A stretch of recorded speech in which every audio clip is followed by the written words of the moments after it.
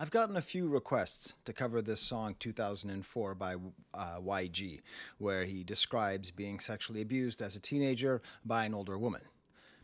But I haven't really wanted to talk about it. And I want to talk to you about why I don't want to talk about it, and then talk about why I'm going to talk about it anyways, okay? First of all, there's the personal reason. The personal reason why I have a hard time thinking about or listening to this song is it's too raw for me. Okay, I am a victim of sexual abuse by a member of the opposite sex. Okay, I relate to this song. I hear things in this song that hurt me on a very deep level. The trigger warning thing, this literally triggers trauma. I have shared trauma with the artist of this song. Even if I have very few other shared life experiences, there are things that he is putting to words that I relate to entirely. It is like staring into the sun for 10 straight minutes. It is like touching a nerve with a metal chopstick, okay? That's what this song is like. And you come to me for intellectualizing things. You come to me for making references to Roland Barthes and Dostoevsky and all that kind of stuff, right? You don't come to me for super emotional stuff.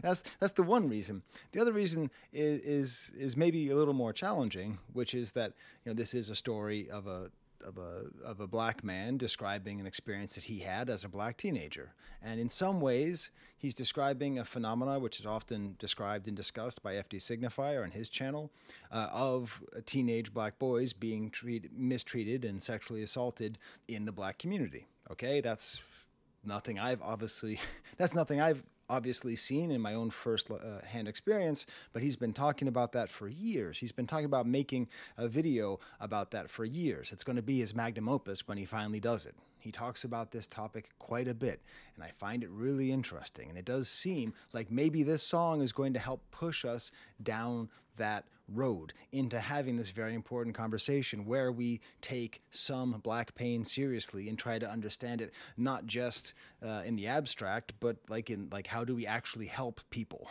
And there are people who are suffering, and we apparently don't particularly care how do we ease their suffering.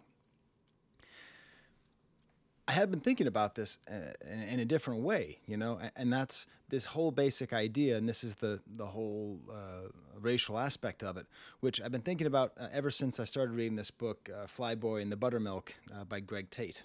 Justin Hunt had an amazing panel where he, Fantano, Ketchum, and Toure were talking about great rap critics, and this book was mentioned. And I'm like, I knew who Greg Tate was kind of vaguely, but hadn't really paid attention. And I started reading this. It's an absolute freaking masterpiece of a book. He truly is one of the great writers. And there's this whole thing on page 96 where he talks about Michael Jackson. And he talks about Michael Jackson and the ways that he behaves and why he's so strange. And one of the things that he talks about is this, what he calls a black working class tradition of, quote, boys being forced to bypass childhood along the fast track to manhood. He goes on to say, quote, accelerated development became a life imperative after slavery. So this kind of dehumanizing, this kind of rejection of innocence, this kind of truly dehumanizing boys and teenagers and forcing them to be and act like men is a whole aspect of this song which I am not qualified to talk about. So I will just mention it. I will suggest that you join Patreon for FD Signifier just like I have, to make sure that when he makes that video he has enough time to edit it, okay? Like, it's going to be a really important work. But then why am I talking about this song? Why am I talking about it if it's too hard personally, and if I think I'm not socially capable of properly contextualizing, and if I lack the perspective to properly contextualize? Well, because it's just too damn important. It's too important. It's like, I mean, what? Is it not one of the most important songs ever recorded? Is it not? It is a wail. It is a screaming, begging, wailing song for compassion, which is always important. Compassion is always the best thing. But it's also a wail for compassion in this era, which I think we could define as having the triumph of anti-empathy. So it's really important. It's really important. And I think it fits into this larger question that we can have of just how do we treat sexual assault on men? Just men in general. Okay? Obviously, there's the specifics, but there's men in general. And it's a real problem, because even if you are only interested in feminism from the angle of making sure that women are treated well, true equality cannot exist as long as sexual abuse of men and boys is played as a joke, which it often is. I'll include a link in the description by Pop Culture Detective, sorry, that's a weird Freudian slip, Pop Culture Detective, Sexual Assault of Men Played for Laughs, Part 2, Female Perpetrators. He goes in and defines and shows the ways in which we treat how we feel when boys and men are raped by women. Okay? And this is the way he depicts it, the way he describes it being depicted. Quote, "There's no lasting trauma, and the incident is rarely, if ever, mentioned again. It portrays the sexual assault of men as something that is ultimately harmless." And that is the vast majority of references that have ever been made about this. Just a couple years ago, Anderson came out with the Licorice Pizza movie that was so cute. There was statutory rape in that. How often do we see the stories about teachers, about female teachers sleeping with their high school students? Okay, or younger, or middle school students. How often do we see it? There's a goddamn Van Halen song called Hot for Teacher that celebrates it. Okay? SNL has sketches, and it's just about giving high fives. And I remember listening to Adam Carolla way back in the day saying the same basic thing, just giving people high fives. And I was growing up, there was a teacher called Mary Kay Letourneau who slept with her 12-year-old student. And there was this whole debate about how ethical was it or was it not. In South Park, the same thing happens, and they say it's nice. I mean, it's everywhere. It's always everywhere. The idea that if you are a teenager and an older woman statutory rapes you, then you have won something. You are successful. You might end up the president of France. President of France met his wife when he was 15 and she was 39 years old and was his teacher. These things are just accepted. And maybe this song is pushing for some kind of us as well movement. Okay? Now, obviously, Me Too and this are not the same thing. I'm not trying to say this is not like a White Lives Matter thing of saying like, but what about men? That's not this. None of this is about, but what about men? It's the fact that the acceptance of any sexual abuse is the acceptance of all sexual abuse. And if we really care about it, we better care about everybody.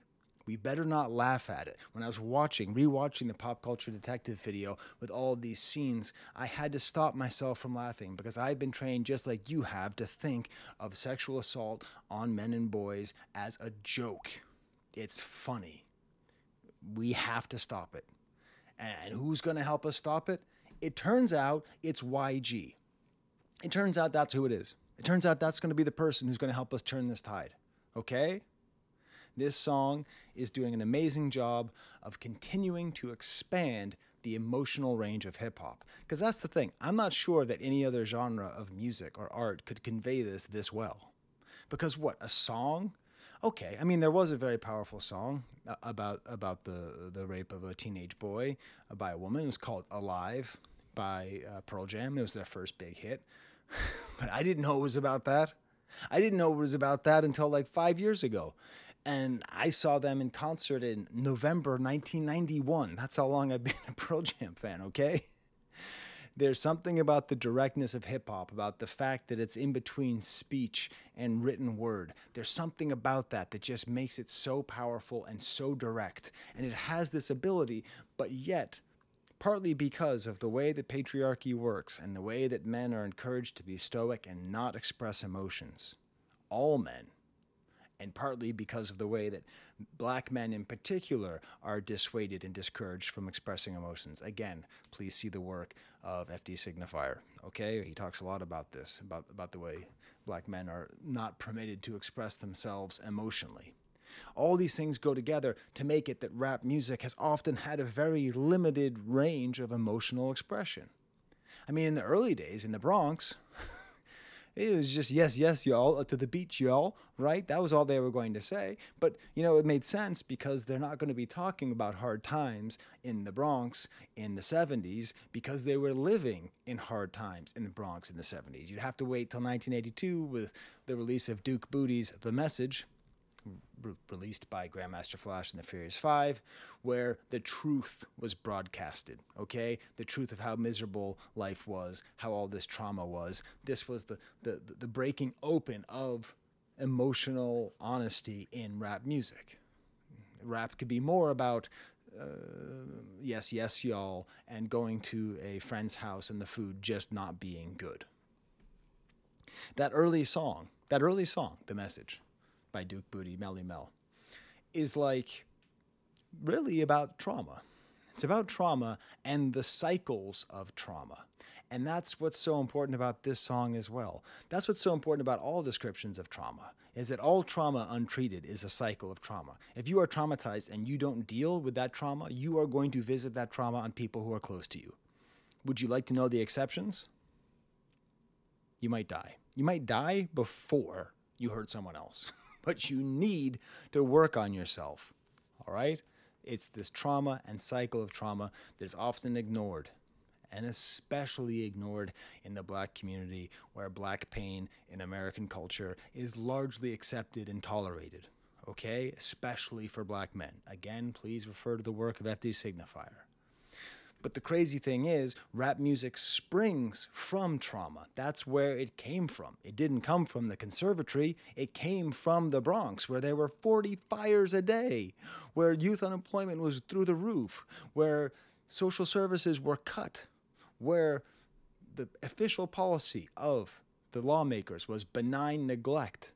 West Coast rap was born out of the Compton crack epidemic. The cycles of trauma and pain are internally and externally encouraged, and out of that comes this music. Yet the people who make this music rarely are able to or feel the freedom to enunciate that pain. They are rarely accorded that empathy, that compassion. Now, thankfully, as the art has evolved, as our civilization has evolved, this has changed. I think when we talk about Kendrick Lamar being so important, I think the main thing we can say is that he has mainstreamed empathy for generational trauma, okay? That he has mainstreamed compassion for generational trauma, all right?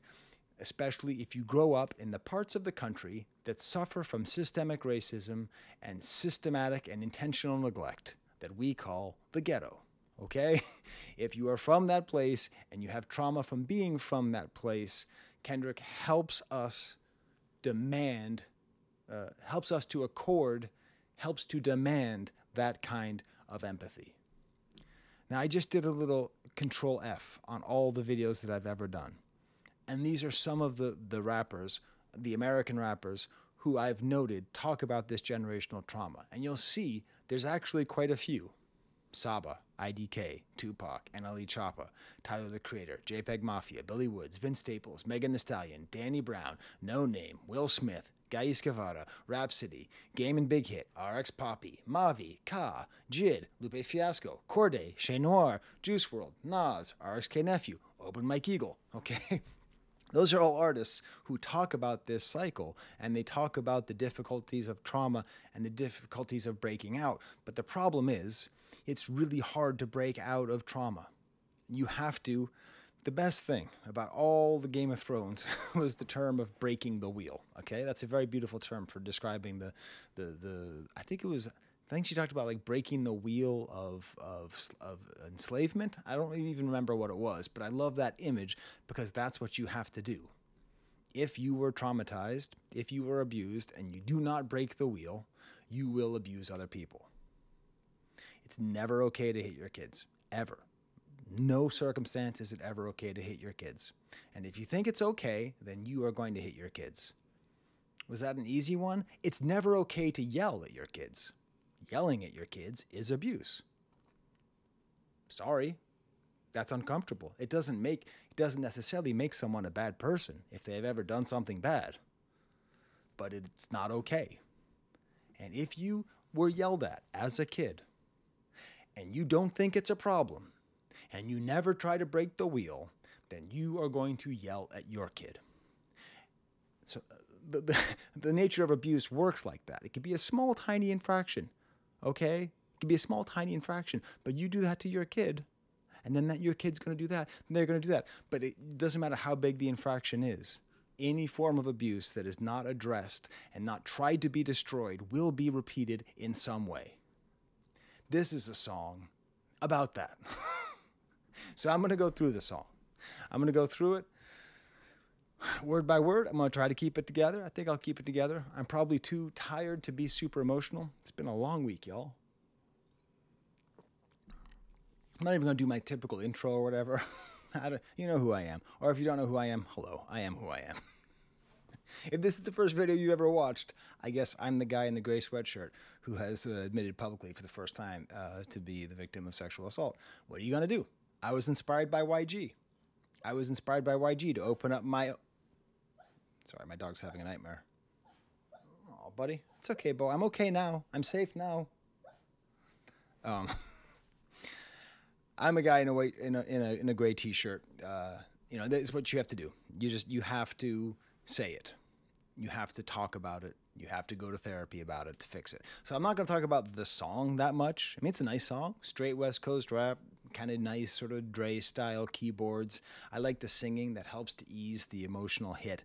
And then we have an opening lyric that is an all-time opening lyric. When I was young, I got raped. Pause. By a bitch twice my age. Just listen. Using that word, which first of all will probably demonetize me or something. I don't care. I don't think I'm going for monetization on this one. Okay? Using that word is a very strong word. If you watch that video by Pop Culture Detective, it's just the joke after joke after joke after joke is that can't happen to men, right? That's the joke, that's the joke, that's the joke. And so this whole first half is the punch in the face, is the most direct thing, is telling you exactly what the truth is forcing you to come absolutely, stare directly at the sun, you coward. This is the correct word, and I'm going to use the word. And then he uses the B word. Right there, this whole song is about how the trauma influences his own actions, how it has determined the course of his life and how he interacts with women and how he interacts with himself, how the shame and pain of this event dominates his life. And that is all contained in the one single lyric, when I was young, I got raped by a bitch twice my age. Right there. Bam, bam, bam. Perfect. Then he goes into detail. Picked me up from school to meet at hers and got laid. Using the term got laid is like a term like it's positive, because the whole problem is when you are a man and you are sexually abused, you feel like you wanted it for reasons, because the stereotype is that all men want sex all the time. Okay? That is the stereotype of all men. There's other different stereotypes of black masculinity and black sexuality. Somewhere in this book he wrote, black sexuality is in need of a Foucault. That's a hell of a line. Anyways, but that's the stereotype, is that all men want it, right?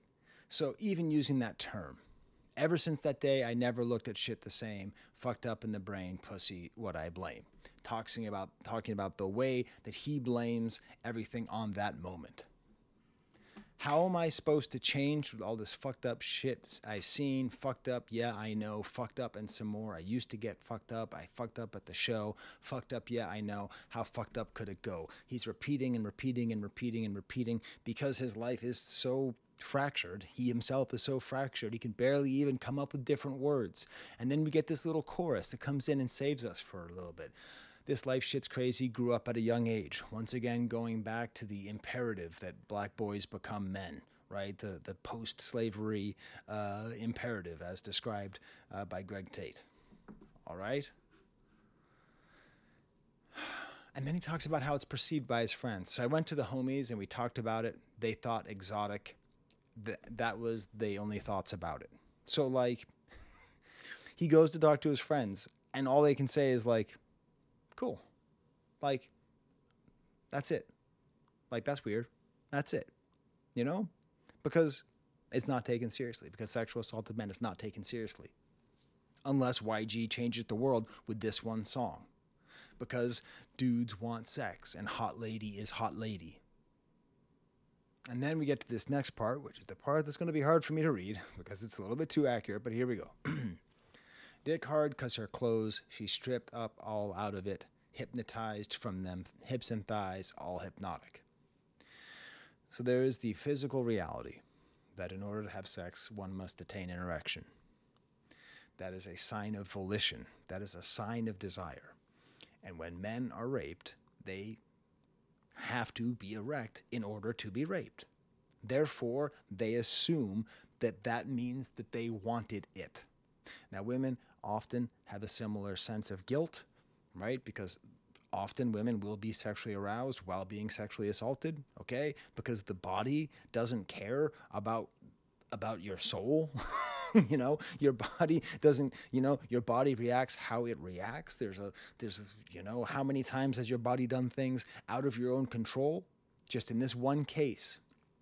And I think this is particularly hard for men to believe that they want it. To believe society tells them they want it. TV tells them they want it. Their friends tell them they want it. Their bodies tell them they want it. But when they don't want it in that moment and their body still acts like they want it, they think it's their fault. It's not. And this is the song of YG coming to understand that. Consent is consent. This whole thing about everyone laughing about, oh, kids these days are too hooked on consent. Get bumped. It's great. It is wonderful that kids are all messed up on consent. If that's what Gen Alpha is, then Gen Alpha should take over the world yesterday. That's when I bust my first nut, young with his dick, all in a grown-up. Sad. With the shits in a real quick, how I growed up, got taken advantage of, and I liked it. So what? The guilt, and I liked it because he still thinks he likes it. He still thinks it's okay because he liked it. Like he still feels it. The conflict is still there. Victims of sexual abuse don't know. You never let yourself off the hook. That's the problem. Like you can intellectualize it, you can psychologize it, you can go to therapy for 100 hours, you can find a different therapist, you can do different kinds of therapy, you can do all sorts of things. But fundamentally, there's at least 1% of you that thinks that you deserved it. At all times, no matter how hard you work. That's the nature, that's how powerful this trauma is. And for most people, I would assume that 1% is 99. Okay? That's how much they think. Y'all call that sex abuse shit. I just thought she was doing some cool shit. If I would have told my mama about the new shit, the bitch probably would have been on the news clip. And then he's feeling guilty because he didn't tell. Do you understand? This is the same story that we've heard 1,000 times about how children get abused and why they don't tell and how they feel guilty and how they think it's their fault. Even in the song, he's realizing, oh, my mom would have helped me, but obviously I didn't tell her. And then we get to the final verse, which is healing, which is him healing, understanding that his actions now are reflections of his trauma. So just think before the next time you start asking, why is you like that? Why is you a savage? Nothing comes from nothing. It is a howling scream for compassion. Compassion, if you don't know, I like talking about this because compassion is the only religious value that is worth anything. There's no religion, there's no religious value that has any meaning at all except for compassion. It is the universal good. The word passion literally means suffering. Come is the prefix that means with. When you feel compassion, you suffer with them. The problem that we are currently going through, and we've gone through for a long time as a species, but we're going through a particularly bad time as a country, is in thinking of compassion as a weakness, is in thinking that suffering with somebody is being weak. We must suffer with them. You must suffer with YG. You must. That doesn't mean you get to excuse his behavior. It doesn't mean he doesn't have to work to be a better person, but nothing comes from nothing. And he's asking for compassion for him. And I think we need to have compassion for a lot of people. Why every hoe you F with is never long lasting. No access to my heart, I give no passage. So he's talking about how he's unable to form relationships because of this. A bitch took advantage of me. I got no trust. A bitch took advantage of me. I give no fucks. At 14-year-old, I got my dick sucked. At 14 years old, I got my dick fucked. The hoe was 30 years old and I never told. It was dating her niece when this happened. It was wearing on my soul. I want to spill the tea. Just let her go because me and the auntie kept fucking for show. So it's repeated. So it's repeated sexual abuse. And again, all of these ways, I feel for him. I feel for him so much because the fact it happened more than once, again, there's the myth of control. That's the whole thing. It's all about power, right? Sexual abuse is about power. It's about power. And he was powerless in this situation. He truly was. But he has the illusion of power because of his body and because of his age and because it was repeated. One day, I felt like this was too much. I knew this wasn't regular as I grew up. She told me to eat her ass. After that, I threw up. Ooh, I can't believe I had my face in her butt. I feel like this whole last verse at the end is he got too close. Like it got too much. And so he had to explain why. It's almost like a joke. It's almost like he's just trying to give us an out because he's just taken us through the absolute emotional ringer, like one of the hardest possible emotional ringers you could possibly go through. And he doesn't abandon the whole theme because he's still talking about being forced to perform analingus, okay? Statutory analingus, that's what he's talking about. But there's something about the way that he ends it on this line that it does evoke a laugh. It doesn't matter how seriously you're taking the song. The first time you hear it, ooh, I can't believe I had my face in her butt. That's a funny lyric. Now, you might not laugh out loud, but you'd be stifling it. I think he's doing that because it's too much. It's too close. Don't you ever do that? You know when things are really raw, really serious, and you crack a little gallows humor, you know? YG. This is how you break the wheel. This is how you stop victimizing others. All right? Now, the crazy thing is, this made me go, I don't know YG's music that well, right? And just, here or there, okay? This has been a good week for me for discovering great people. I kind of knew Greg Tate. I now have 3 of his books, and I'm busy reading them. And I need to revisit YG. The one song I knew I liked was a track called Left Right, produced by Mustard. I'm not even going to scream Mustard. It's not the kind of video where I scream Mustard, from 2014. How do you listen to this now? I'm going to read you these lyrics. And now that we have compassion, now that we have empathized with this man, now that we know where he comes from, how does it feel to hear these lyrics coming from YG's mouth? I need action while I'm relaxing, and the bitch knows gymnastics. She can divide her legs on this dick like a fraction. Right, left, hit him with a right, left. I got that best stroker, don't need a pipe test. My dick work, girl, I don't need a mic check. No panties on, I can see your pussy through the white dress. I ain't tripping, baby girl, make that money. Cause if I fuck her right, she might give some to me. And better yet, fuck with me for better sex. I know the right spots to keep that punani wet. You know? Despicable, misogynist, gross lyrics. The kind of lyrics you hear in a lot of rap music, where you just kind of go, all right, oh geez. And then here it's completely recontextualized. It's completely recontextualized to where you understand, why is he talking about women this way? Why is he doing this? Because he is stuck in some kind of cycle of trauma. Okay? And this song is him breaking that wheel. This is it. And he's showing everybody how you break the wheel. How do you do it?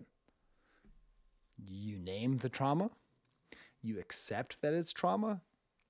You share that trauma with people who you can trust in your close circle. You get therapy. Those are the first 4 things. And then when you get to therapy, they'll give you the rest of the steps. But that's basically it.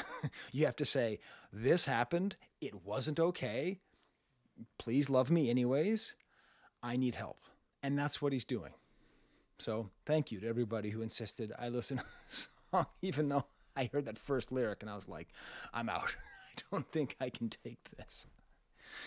So anyways, there you go. I hope you found this video interesting. I hope I was able to bring something to the conversation about this amazingly important song. And there's the camera.